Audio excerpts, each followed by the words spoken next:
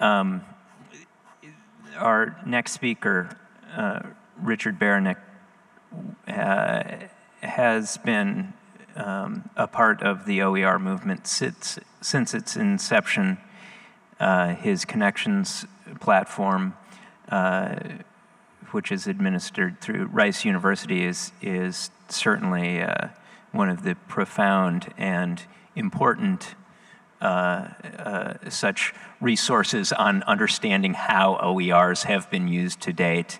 And look forward to hearing from Richard on his experiences with that. Thanks a lot. I'd just like to say before I start that it's great to be here. And I know that the Open Educational Resources movement, the OER movement, has created a lot of excitement over the last number of years due to its potential and promise. And I think I need to thank the Qatar Foundation and WISE in particular for being so supportive of this movement through not just meetings like this, but supporting many different entities that are working in this space. So it's just fabulous to be here and talk more with people about it. So what I have to say, I have a lot of resonance with Catherine and Ilka. Maybe I'll be a bit more cranky. It is a debate after all, right? And I do want to talk a little bit about the not just the opportunity for and the promise for open educational resources and platforms, but also maybe what some of the challenges are and stumbling blocks and where we might be stuck, right? Where we could use some help, right? Where we're stuck. So I think there's no question that this rethinking of the textbook or the course as an open educational resource presents tremendous opportunities, right? Moving from, as Ilka puts it, this factory model of the past to a more ecosystem-based model of the future is really what needs to be happening both in developed and developing countries. There's no question that OERs enable unprecedented access to educational materials, so that's for sure.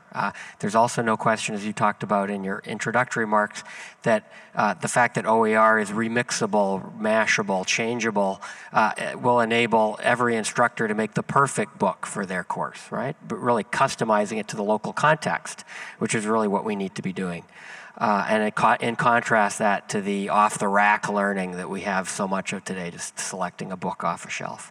And there's also no question that open educational resources allow global communities a tremendous opportunity to speak directly to students, right, and directly to instructors, and involve them in developing and engaging teachers in the not just production of materials, but tuning and improving of these materials. So these are great.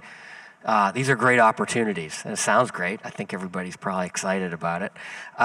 And I think the main question about that I took away from this panel, or the question I've been thinking about, is and I'm going to read it again, is whether this promise is really being realized today, right? Is it really being realized? And let me just reread the question here from my notes.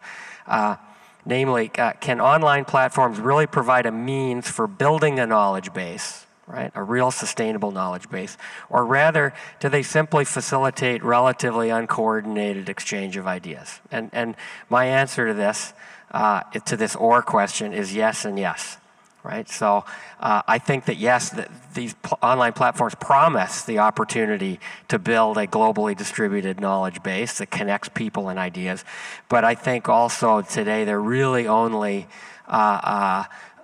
providing a means for relatively uncoordinated sharing. And that's what I'd really like to talk about in the debate. So I think the reason is that when you talk about open educational resources, there's really two words that come to people's mind, and I'm going to use the English words, free and open. And I believe that the OER movement, as it moves through education, is really going through two stages. And the first, people are really fixated on free, the free side. And the second, later, people will finally realize the real power of openness, right? And I'm not talking about the theorists, I'm talking about the actual practitioners, what's going on the ground. So I'd argue that we're currently in the free stage. And a lot of people who say they're doing open really are just talking about and doing free, right? So the idea is, let's make educational resources with zero cost. Well, this is still exciting. don't get me wrong, right? This is, has the ability in the developed world to disrupt the textbook publishing industry, right? Put some pressure on them. And in developing countries, free materials give us unprecedented means for access, which is fabulous. But I'd also argue that the free stage is not about really building these sort of bridges that we need to have global communities contributing to a common knowledge base, right? So the next stage, right, as OER gains momentum, as we gain usage, thanks to the freeness, we'll finally progress on this toward this idea of building this global knowledge base. But there's two big roadblocks, I think, in the way. And this is where I get cranky, right? The first is confusing intellectual property, right? Everybody here knows about open licenses, right? But how much do people really look into these open licenses? If you study the Creative Commons licenses, there are 6 of them.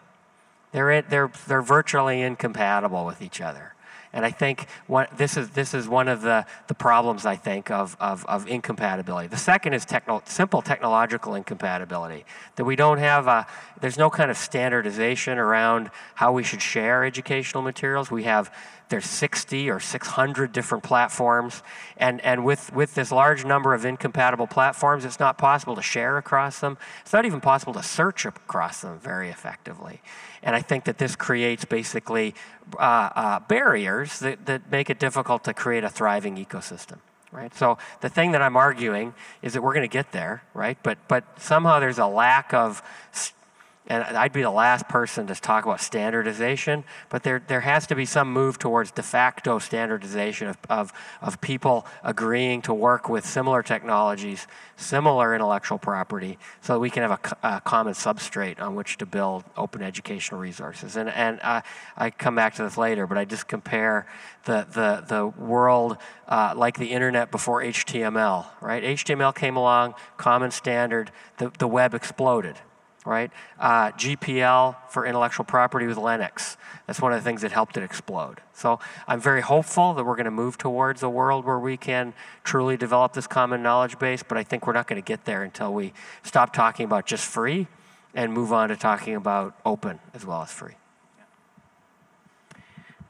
Thanks very much, Richard.